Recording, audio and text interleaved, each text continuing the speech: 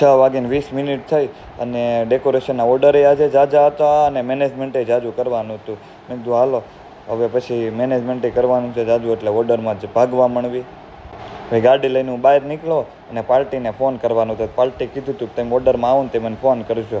એટલે મેં પાર્ટીને ફોન કર્યો અને પછી ધીરે ધીરે ગાડી લઈને નીકળી ગયો હું ડેકોરેશનના ઓર્ડર માટે.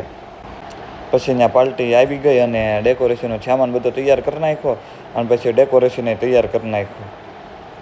યોગી ચોકથી હું રિટર્ન નીકળ્યો કારણ કે મોટા વરાછા એક કંકુ પગલાંનો ઓર્ડર હતો મારા દીદીને ઘરે.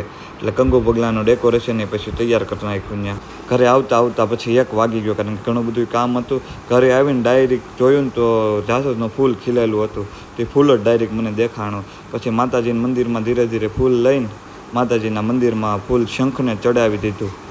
જમી કારવીને પછી બે ભાઈ નીકળી ગયા મોટા વરાછા કારણ કે એક બેબી શાવરનો ઓર્ડર હતો અને બેબી શાવરના ઓર્ડરમાં ઘણું બધું કામ હતું.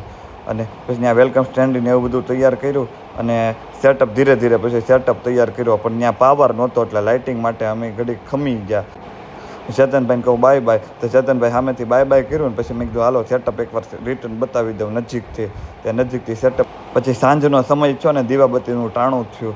એટલે માતાજીની આરાધનાનો પણ આપણે તહેવાર છે. એટલે માતાજીની આરાધનામાં અમારા ઘરમાં તો શંખ ને ટંકોરી ને એવું બધું એવું વાગતું હોય ને તમને એમ થાય કે માતાજીના મઢમાં આવ્યા છે એવી રીતે.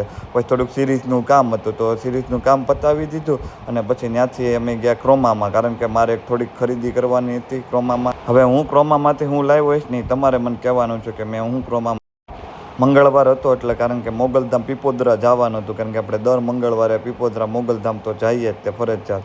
આ પીપોદરાનું મંદિર છે મોગલધામ. પછી ત્યાં શેરીમાં નવરાત્રિ ચાલુ હતી તો બેને પૂછ્યું નવરાત્રિ કેવી લાગી. ત્યાં તો એ બેન દાંત કાઢવા માંડ્યા કારણ કે નવરાત્રિમાં ગરબા હોય. આ તો પહેલી વાર અમારી ત્યાં સોસાયટીમાં નવરાત્રિમાં ગરબાની બદલે ડાન્સ ચાલુ હતો એટલે એ બેન દાંત કાઢવા માંડ્યા.